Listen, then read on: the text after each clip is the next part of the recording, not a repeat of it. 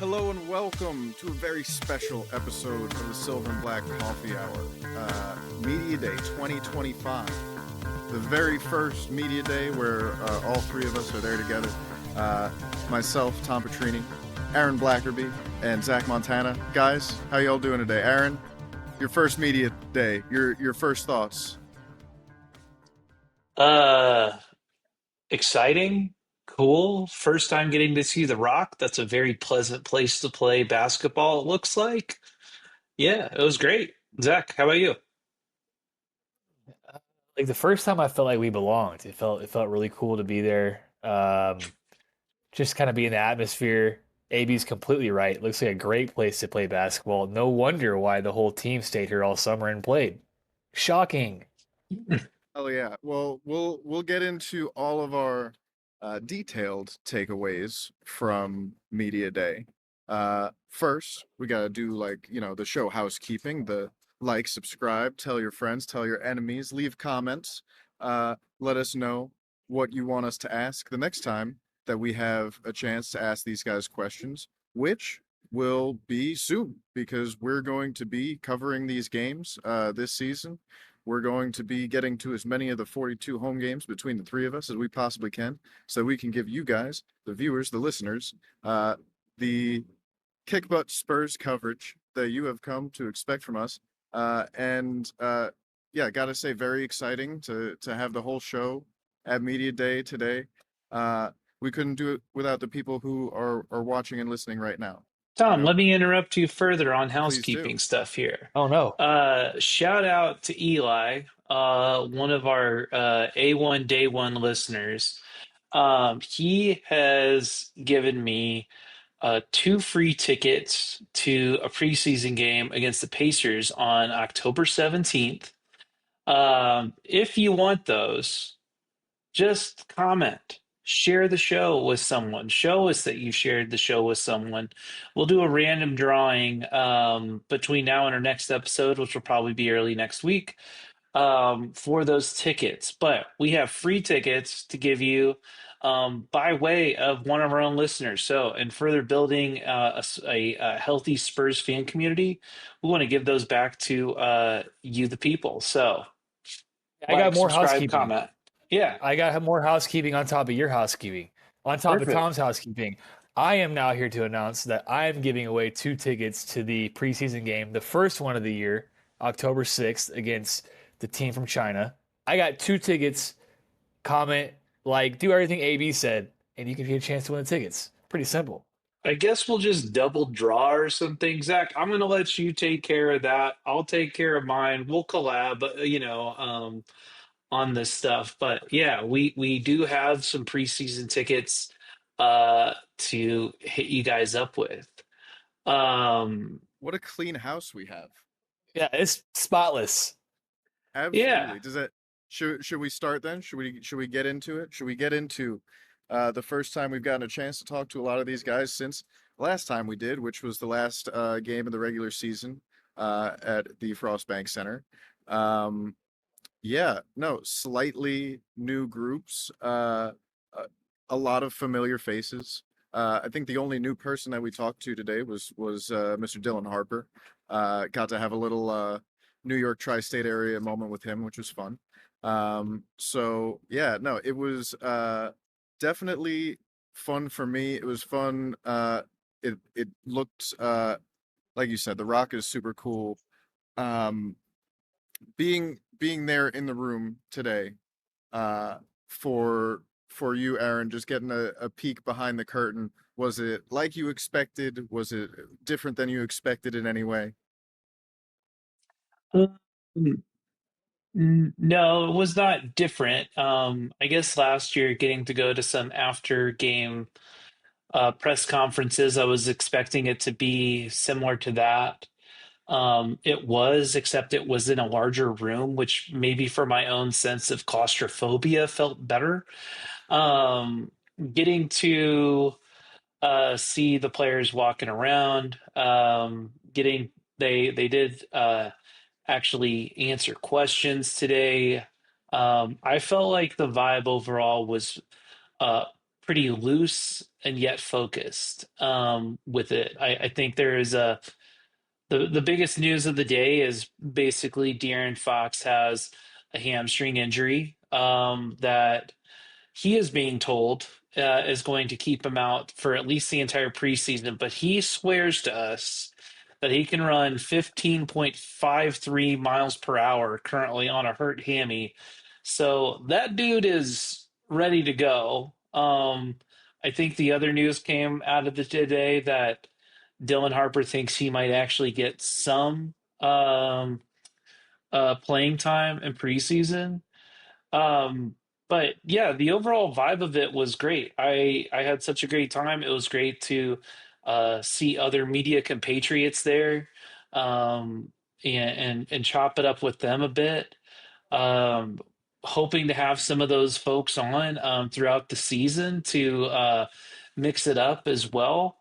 Um, so it was great. I had such a fun time, and then of course Victor Wembanyama shows up, and the guy is taller, looks stronger than I've ever seen him, and when he moves, he has the gravity of the sun. Because when he walks into that room, everybody, I mean everybody, y'all, like I'm just telling y'all, here's the scene of it for our listeners. Victor walks into this camera area in the back. Every reporter, every person there flocks to him, is taking photos. And there definitely was a part of me that like at some point was like, I thought media was kind of like above this sort of thing. And it's like no, actually, one, that's the media's job, is to do things like that. And two, everybody is like, Jesus Christ, that person is huge. So I've been going on a bit. I mean, Zach, what did you think of your first time? I mean, everything you said, it was a great learning experience. I think for you and I, especially, Tom's been there before. This is a walk in the park for him. For us, it was just kind of, for me personally, I walked in with kind of no expectations and kind of just wanted to soak in the experience and soak in what was going on around me. And you're absolutely right. There was they went through all the interviews, and then De'Aaron and Victor were last to go, and they were funneling the guys in pretty quickly, and then Victor came in. They're like, "We're gonna give y'all like a 15-minute break, so y'all can go get your pictures." And so everyone's like, "Perfect." So everyone gets up and goes and ran. And you're right. Last year we saw him walk in the room, and we were in the same room as him, in the back of the room. Being on the same basketball court as him really puts things in perspective for me. Like seeing, I'm on the court with Victor. I have some basketball hoops to kind of give myself kind of like an understanding on like what NBA players have to deal with. And in my head, I'm like, there's just no way. Like I just keep telling myself, like, there's just no way. Like this person is real. Because he's, as you said, taller, bigger, and it just even Noah was like, hey, I've seen him 20 times, and each time I see him, it just feels like it's the first time I see him. And I'm like, yeah, I kind of feel that way too. It's just unbelievable. He's the And tallest man in Texas. Like, some big you know, news, some big news out of this media day. Wemby officially listed at 7'4" now, which is, I always thought he was at least 7'4", 7'3". Like and it's tough because like, yeah, they're basketball hoops, but like there's nobody that you like when he's walking around the facility, right? You don't have a ton of things to like there. It's not like, oh, that There's guy's no 6'7". reference point. The reference point just isn't there, right? So yeah, but he did look taller. He looked beefier. My buddy Nate Ryan from Kent's Five asked him about his workout regimen. Said looks like your biceps are popping a little bit. He gave us a little flex, and then he had a funny quip about like, eating a lot. I'm not worried that I'll be obese soon. It was just very like French and Hey, matter of fact. It was very funny. that makes one of us Mr. Wembanyama. You know, Hey, look, anytime somebody says your biceps are looking good, I think it's a mandatory flex that has to come with it afterwards. So I think that's Yeah, you all can't be all like, fair. "Oh, stop it." Yeah.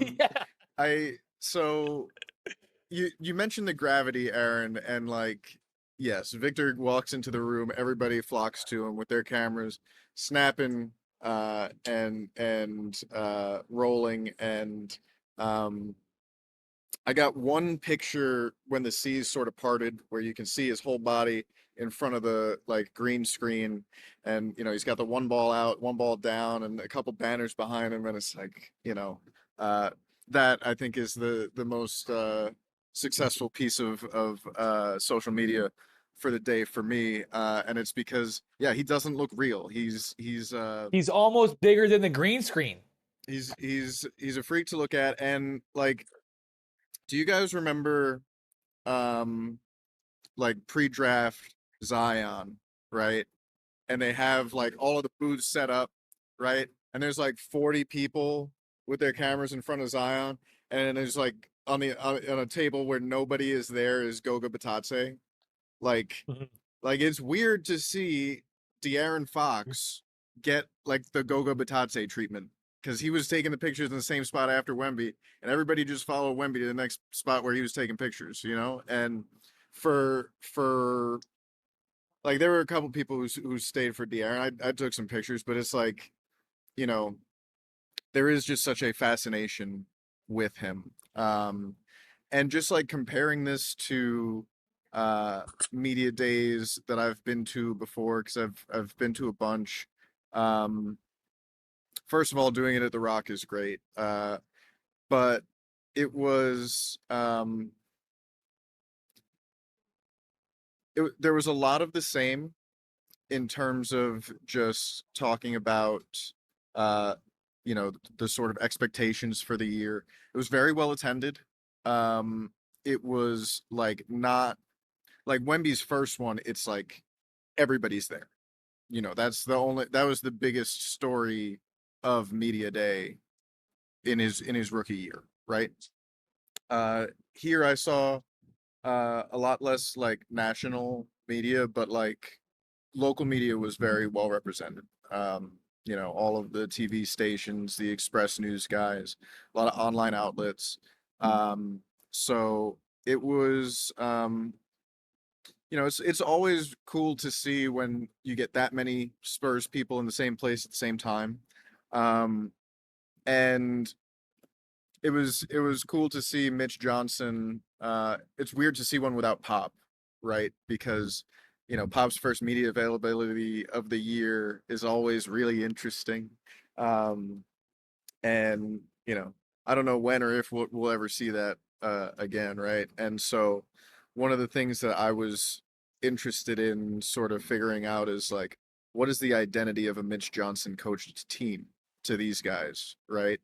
Um, so that's something I want to talk about in a little bit, but I guess we do have to start the show in earnest on De'Aaron Fox and the news that his right hamstring, he's been dealing with an injury there.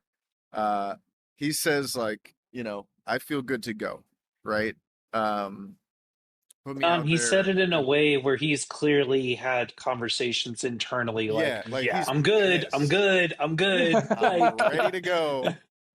Somebody asked him about YouTuber I Show Speed today, and asked like if they got in a race, like how would it go, and he's like, I would like he was clearly familiar with Speed's game. He was like, I would win, but like he's really good, and if he took it seriously, he could be like a really good athlete. But he was like, yeah, guys, can I, I I go ahead. can I just say, like, I'm so stoked for De'Aaron Fox to be on this team. Not just for his basketball play, but he in the press conferences that we've been in with him, he is just one of the best talkers. I'll just say that, like, most people do not interrupt someone like giving a question. And to your point, Mhm. Tom, like, to set the scene, he's like, so I showed speed, and he's just like, I can run, I can run, I can do that. Like, he's like, they tracked me at 15 miles per hour, and he was like, No one else. Last year the top speed was like 18, and I was hitting 17 last year already. Like it was just really funny to kind of, I was like, you and I don't, I'm not trying to like say like, oh, there's any, this is not like a disgruntled thing. I think he knows what's best for him and wants to do as the team asks. I think there's clear, but I think there's like a healthy ready to get out there and prove it. So You would rather the guy be ramped up and ready to go, like itching to get out there, than like, oh, I'm just chilling, like like. And even Tom's credit, he asked him about his extension, and he's like, well, the club trusts me, like they trust me, and that like instills confidence in me. And I'm sure he just wants to prove he's show his worth, and I'm not mad about that. I think that makes me as a fan be like the guy even more, you know. I think he also, he came here because he wants to play with Wemby. He wants to win, not just win regular season games, but win postseason games, postseason series, finals. Um, and so he knows that you're not going to win the finals in October. Um, but exactly right, Zach. Like you want that guy to want to be out there.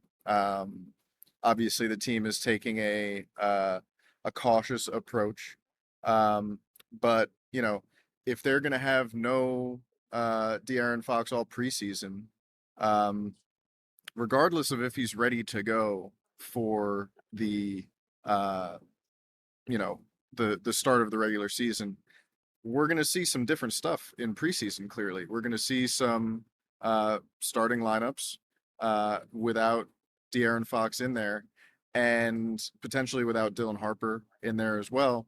And that sort of brings us to, I guess, the hot button topic of the Spurs off season, right? Which is you get all of these guys who can create downhill together. Uh, is there enough ball to go around? Like, how will this all work, right? And it was something that a lot of guys were asked about for when they are all healthy, right?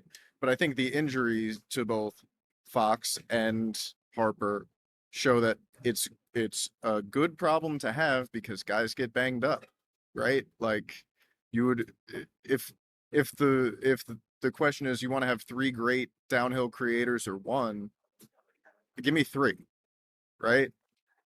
give yourself three, but also to your point, Tom, you did a great job asking this of a few of the guys. You asked Devin Vassell this, and I believe you also asked Dylan Harper on like what's exciting and the challenges of having downhill creators. And Dylan Harper was like, I'm more excited. He's like, challenge. There's no like one. He didn't even. And Devin Vassell, kind of the same, was just like basically, oh, there's downhill, so like I have an open shot. That sounds like it's great for a guy named Devin Vassell. He did not refer to himself in the third person, just to let everybody know. But yeah, to that point though, they no one sees it as a clog in the backcourt. No one sees it as a problem. Currently, there is a lot of optimism around the team with that. And to your point, and Zach, I think you've made this point all offseason as well. Um, why are we complaining about having playmakers on this team?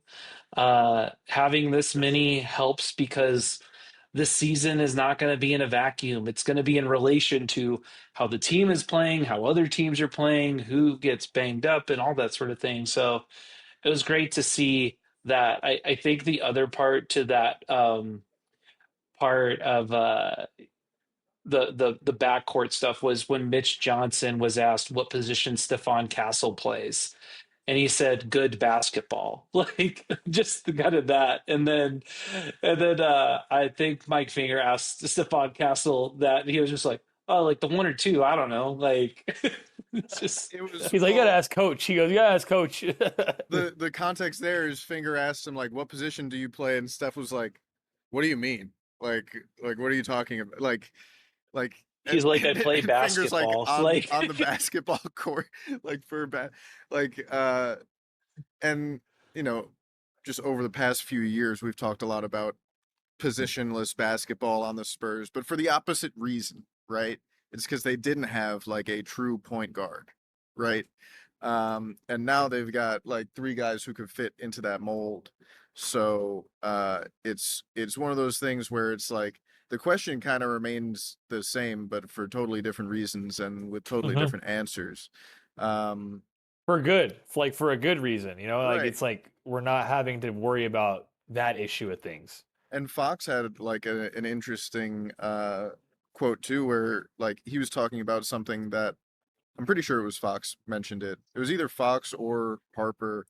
Uh, it was Harper was talking about when you get all three of them on the court at the same time, which I think is something that like we haven't really discussed that possibility very much, because it's like obviously there's going to be some staggering, right? Um, but he was like, if it's all three of us on the court at the same time and we're all getting downhill and it's Wemby and a shooter, that's very difficult to stop. So yeah, I think that certainly from the team's perspective, they're seeing a lot more opportunity in this than challenge. Um, but also got to see how it all works together. It's looking like from opening night, Steph Castle might be the only of the three who's available for opening night. So, you yeah. know, Thank God we had three of them. I was gonna say, yes. Zach, you look like you're chomping at the bit. What do you got? Just in general of what I heard today, the main takeaway I took from this whole press conference and all these things was I heard defense about 100 times from multiple different players, coaches. I mean, Wemby said this is part of our philosophy. If you can't do it, don't show up, basically. Like that's pretty much what he said. For me, that was my main takeaway from today was defense is back on the menu and it's gonna be nasty. And even Wemby said him and Luke Cornett are gonna be the best rim protectors in the league. Stats back it up that Luke Cornett and Wemby are 1-2 in field goal percentage in the paint, holding the defensive player to a little over 40%. These guys have a philosophy. Mitch Johnson said, we're not really worried about, or Devin said, we're not really worried about the defensive end. We get out in transition and get running. These guys understand that they're playing defense this year, that they No, have some dogs he on. said they weren't worried about the offensive end. He said No, we'll yeah. So I'm figure out saying they're ways not to worried about, create. yeah. Yeah. Yeah. He's He said, like we'll get out in defensively is transition. where the focus is for him. And, I and to your even, point oh, though, what Mitch you're good. Johnson said was this team is going to be a reflection of Victor Wembanyama, and Mhm. there's a lot I feel like to unpack with that sentence, like Right. a lot. One, uh, Vic is the leader. Like Hmm. that's kind of the first thing is that like you are the leader, you are going to take this you are going to take us as far as we will go. And further, as a reflection of the leader, I mean, the very first thing that people think about when they think about Victor Wembanyama is more of his defensive end of things.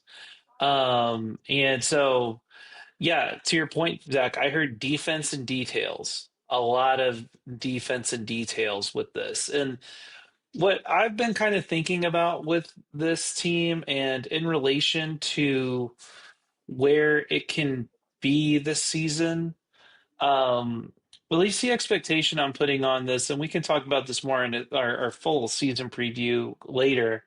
Uh, think of us like the West Orlando Magic. I think we'll probably be more entertaining than them.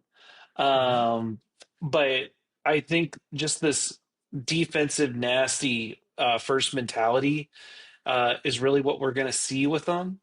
Um, Details further, I mean, Jeremy Sohan, that was like the first thing he brought up was talking about the details as well with him. I wish we got a chance to see his tattoo in person, but it's not like I'm going to ask him to like lift up his arm in the middle of Show a me your press armpit, conference. Can man. you take can you take Yeah. off your shirt, please, and show me the new tattoo? Uh, Yeah.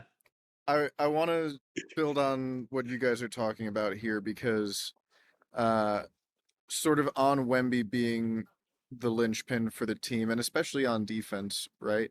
Uh, Fox spoke about something today that I think is, um, you know, obviously when you've got Wemby on defense locking up everything near the paint, right?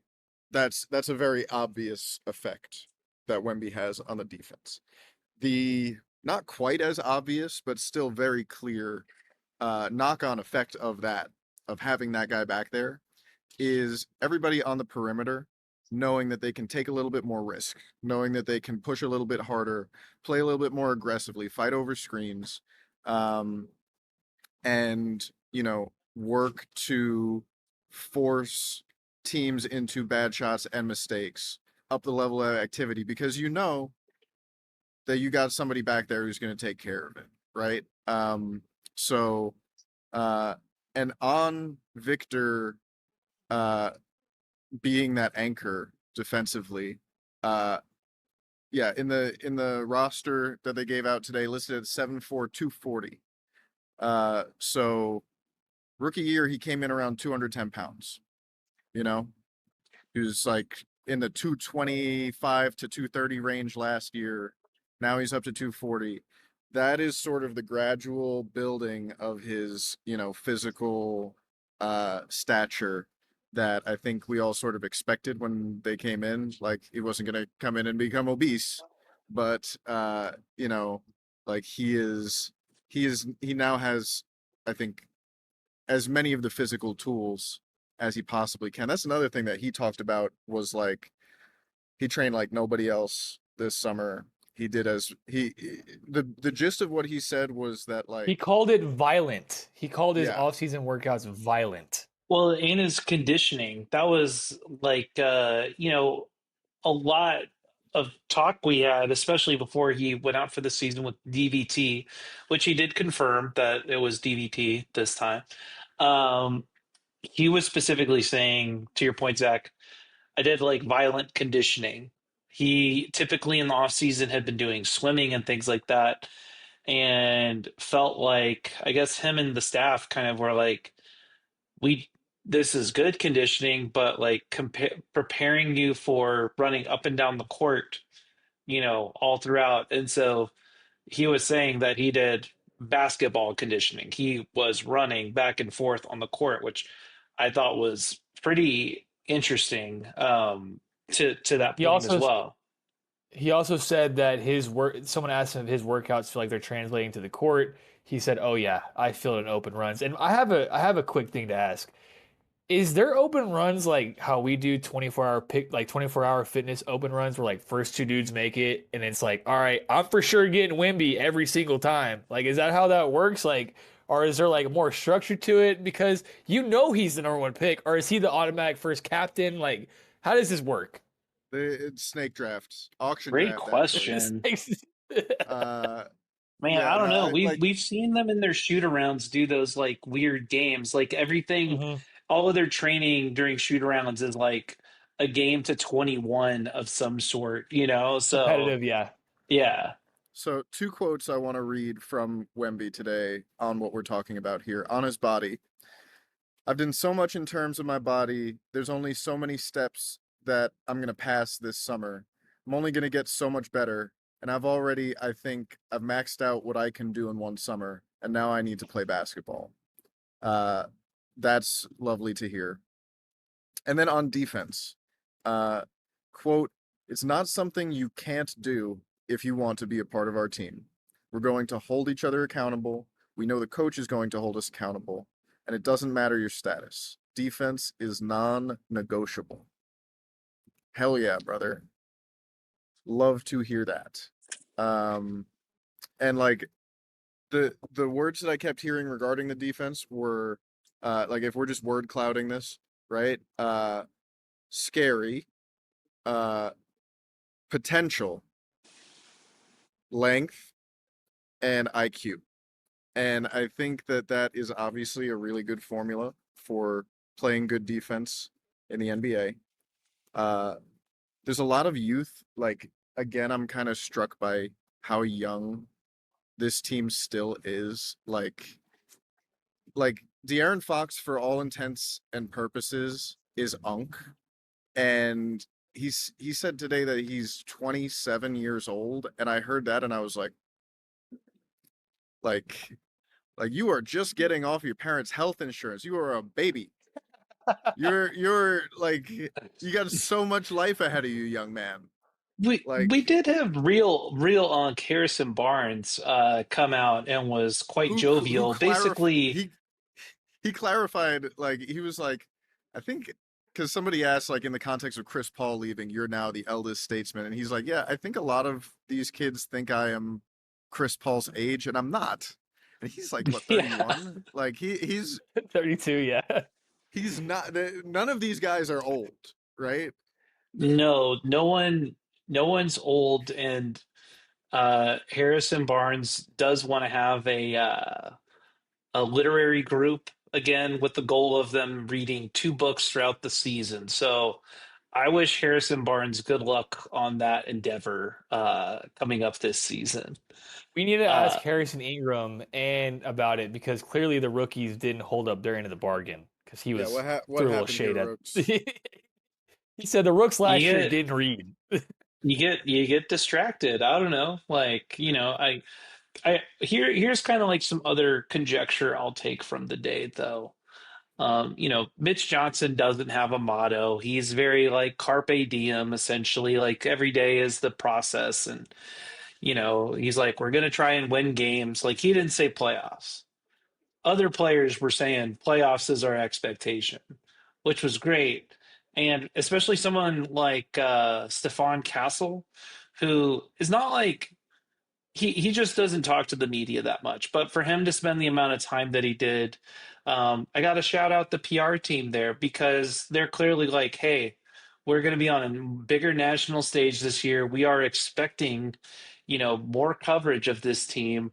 Like we want to make sure, like you guys all know, how to talk and are open to that sort of thing. And so there definitely is this vibe, despite even the brief setback with De'Aaron Fox, of expect success, which gets me hyped even further for the season. Keldon Um, Johnson said, "We yeah, aren't hiding from our expectations. We know what our expectations are." Simple as that. and he was doing the whole press conference in a cowboy hat, which was pretty You know, hilarious. you know him. You know him. Surprised he Hamburger. didn't have boots on too. Yes, sir. Yeah, no, it was really funny. It's funny. Keldon is Unk now. Like it Oh is yeah, year he seven. dresses like one too. Year seven. Keldon Johnson is a it's a wild concept to me. And like both him and Devin, who's going into his 6th year now, were asked about sort of their leadership roles, right? Their roles on the court and off the court for this team. And some of the other players as well were asked, what about these guys? What are they doing? Uh, and it seems to be about, like, you know, obviously for Keldon, always bringing the energy, right? But also setting a good example. Like he mentioned, uh, being uh he being on time, right? Being on time and being early for stuff. And that's something that, like, when I'm going down the list of things that I think about Keldon Johnson for, it's like that's not high on the list, and it's not something that I would be able to see, right? Uh, but like a lot of other players were mentioning that, like just setting the expectation of what it means to be a pro. Um, and like Keldon being the longest tenured member of this team, like going back, like he's one of the only ones on the roster who can sort of reach back and touch the last vestiges of the beautiful game pop era, you know? Like that means something, right? And you know, between him and Devin, um, like I I tweeted it out like many years ago when it happened, and it was like exit interviews after a disappointing season. And Keldon, uh, like Devin came up to his exit interview and was like, "Yeah, Keldon just like grabbed me and was like, that's the last time we're missing the playoffs." Obviously, hasn't worked out that way, right? But just knowing that, knowing how hungry these guys are to win and to win here, um, and both of them talking about, uh, you know, my role is whatever this team needs me to be, which is sort of always the answer. It's always sort of amorphous with them. But It's yeah, different though with them because this is it's leadership from behind rather than front. You know, I think they have an understanding of Vic is our leader. I'd even put this with De'Aaron Fox. One of the things he specifically said was our franchise cornerstones being Stephon Castle and Victor Wembanyama during this. So I have a feeling that like those guys are further going to embody, you know, this selfless basketball, this is how we grow as a team type of thing together, which is really cool to see. Leadership doesn't always have to come from the front. It can also come from behind and setting that example. Can I want to pivot off of that a little bit and one, I want to, you know, first off, Zach and Tom, I thought y'all did great today, so I want to like shout out to y'all for that. And Tom, you and I got to do a little give and go questions with Jeremy Sohan today, which he was really open to doing. We were trying to get like what we were talking about with Eurobasket with him, and then further, you know, you picked that up because he was like details, details, details was the big thing. He name dropped some players on, you know, how to scout. And I guess I'm taking from that that there were certain ways that his coaches were teaching him how to scout players that he'll be applying this season. But then, Tom, you know, you really followed up with further details, as in your jump shot, and what does that look like? And Jeremy went into some real details about his elbow and his Mhm. wrist position and all that. What else did you guys take from some of Jeremy's time talking? yeah, Jeremy. I mean, all of these guys you were sort of talking about before the media trained way to answer a question, right? So like the first thing I asked him was like what he's been working on an individual skill level, right? Uh and really sort of wanting to get at the jumper because we've seen a lot of, tape of him working on his jumper, right? He didn't really go into it. He went into more like, all around, like I want to be a better all around player, work on my conditioning, like all of these things that are like not revealing too much of the secret sauce, right? And you kind of want to get a little secret sauce. Like obviously, they're never going to give you the whole bottle, but just like a little sampling of it, right? And so Little taste. little taste, right? And so it was like, uh, notice you've been working on that, like, and it looks different, right? When you come at them with some receiptage, just some like, I'm looking at this. This looks like this. Can you go into more detail about that? If you put them on a very specific path, then it's like, okay, yeah, the elbow, the wrist. One thing he didn't mention was the hitch, the two-factor authentication, you know? And so um I think it's probably that doing all of those other things has made it a more fluid jump shot. But yeah, his willingness to go into detail on that I thought was pretty cool. Um, and you know, again, he's one of those guys who he's going to fill whatever role this team needs him to fill. Um, and we've seen him do that quite a bit in the first few years of his career already, playing everything from starting point guard to backup center. So interested to see where he fits in with it all this year.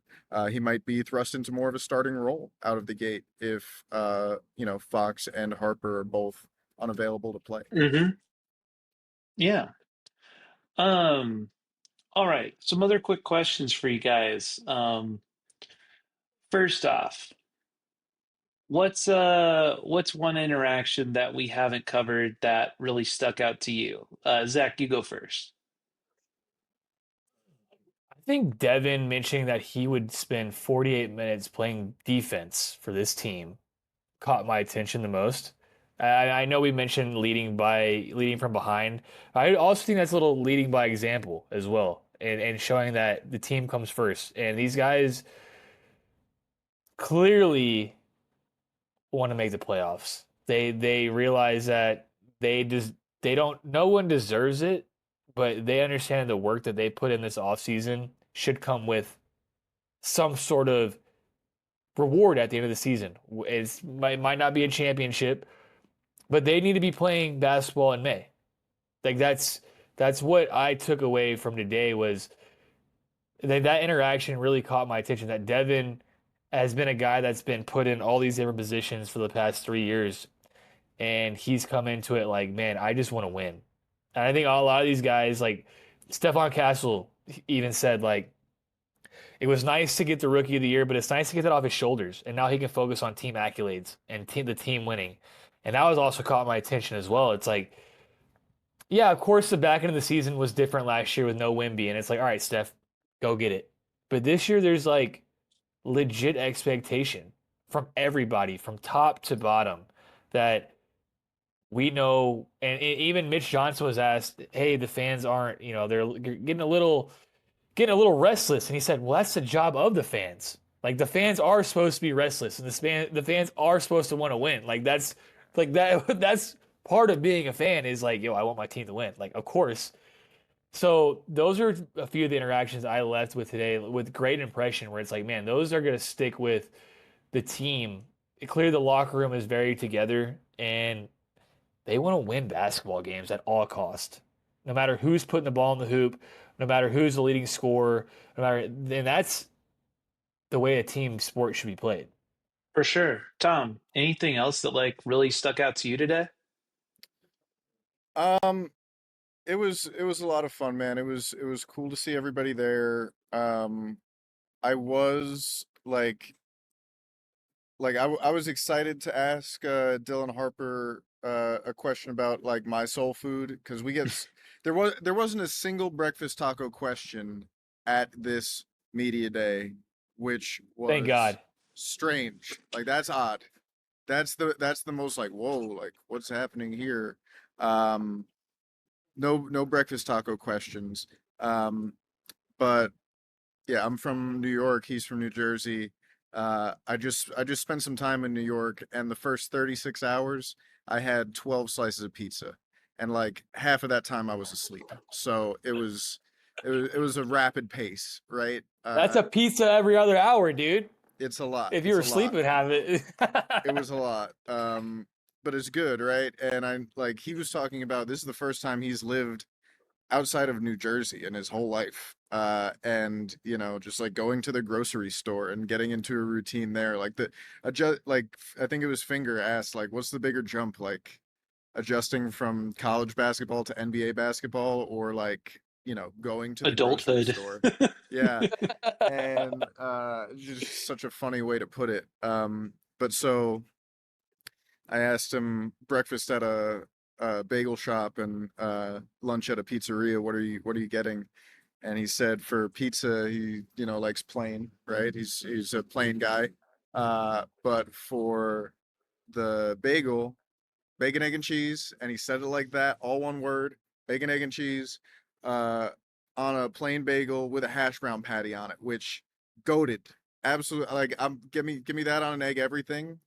Uh, but like You're talking language. I have no idea what you're talking about right now, by the way.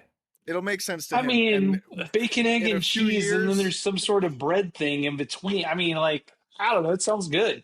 Like, can I tell a kind of ridiculous story that's related to this, I swear. There's a guy, it's not there anymore, but fellow Northeastern alum Dan Weiss, who we saw today, knows what I'm talking about.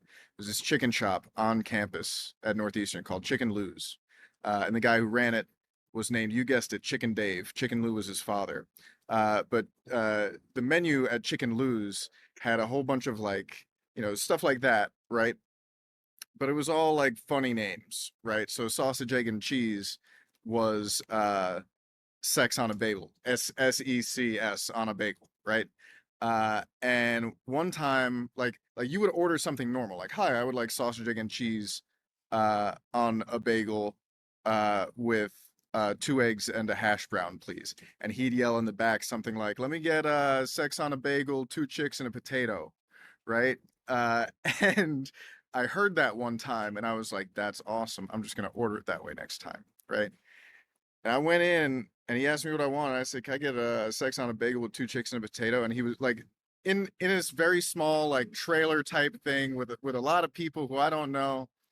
Everybody just stops and looks at me, including him, and he's like, "What are you talking about?" Like just like, and I'm sitting there. I'm like, I don't know. You aren't cool enough to be in that crew, You Tommy. you said this. I swear it's a thing. He's like, I thought I this was own a this more place. efficient ordering pattern for you, like, so yeah. Shout out to Chicken Dave. AB, what was your takeaway from today? My takeaway, uh, I think I was coming in thinking that there was going to be a little more hype, but I feel like it's tempered excitement with the team. So, like, which I think is good. The other quick story I'll say is, I during one of the breaks, I was like looking, I was trying to find water, and Julian Champagny was literally right by the door where I needed to go get it. So I walk over there, and he just like looks up, and he like just like is like, "Hey, what's up, champ?" And both dapped each other up, and I will give a, silver and black coffee hour exclusive from my 30-second conversation with Julian Champagny. I just had a chance to be like, hey man, so like, new season and everything.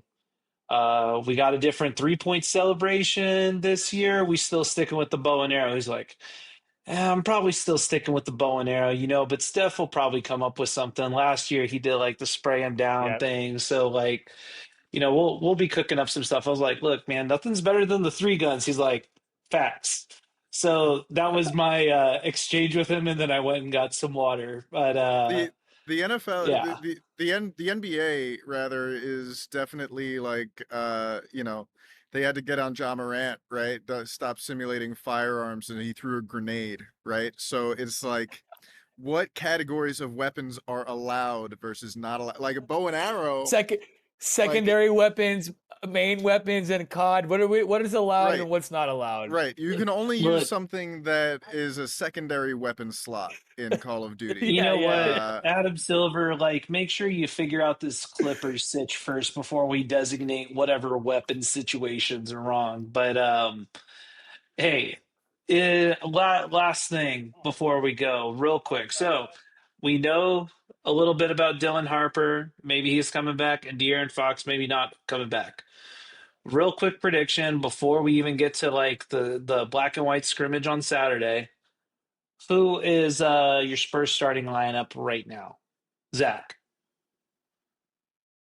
Steph, Dev, Harrison, Jeremy, Wemby. I think that's what we throw out game one. Yeah, that's kind of what I got too at the moment. What do you think, Tom?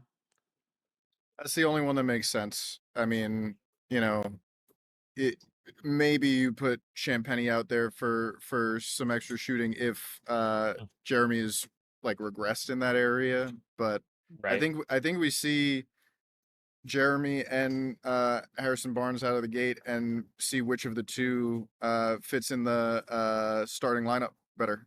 When everybody gets back healthy. Nice. Well, dudes, this has been our media day recap with everyone. Thank y'all for tuning in, checking it out. liking, subscribing, share with your friends. We have 2 opportunities for you, the listener, to go and check out the Spurs this preseason before the season. So that's a pretty cool thing. So once again, comment down below of either questions you have. The next episode we're going to do is going to be the season preview. It's finally here. We're getting into October. Ah, I've been waiting for this. I literally just got Yeah. chills thinking about this season. Yeah. I've been waiting. Nasty, I think, is coming back to San Antonio. So as we always do, quick sign off from all of us. Zach, what do you got? I'm just falls around the corner, which means hoops around the corner, which means that I'm gonna be locked up in. You know. Wow, Zach censored himself. He's ready for the professional class, everyone. Tom, what Buttoned do up you Zach. what do you You know me. Wubble up dub. What do you got, Tom? I got nothing but excitement and gratitude, man. I'm really, really stoked to be doing this with you guys, to be doing this with our viewers, our listeners, with the San Antonio Spurs. Let's get this money. Yeah. Literally and figuratively. Look, this has been your friendly neighborhood San Antonio Spurs podcast, Silver and Black Coffee Hour. Hit the like and subscribe down below. We will see y'all in about a week with a season preview. Maybe we'll bring someone on, maybe not. Who knows? We got some text to make out to the world, but we have a lot of great stuff that we are planning this season. Really hope y'all stick around for it. Season 2 with the boys is about to pop off. So we will see y'all soon. Peace.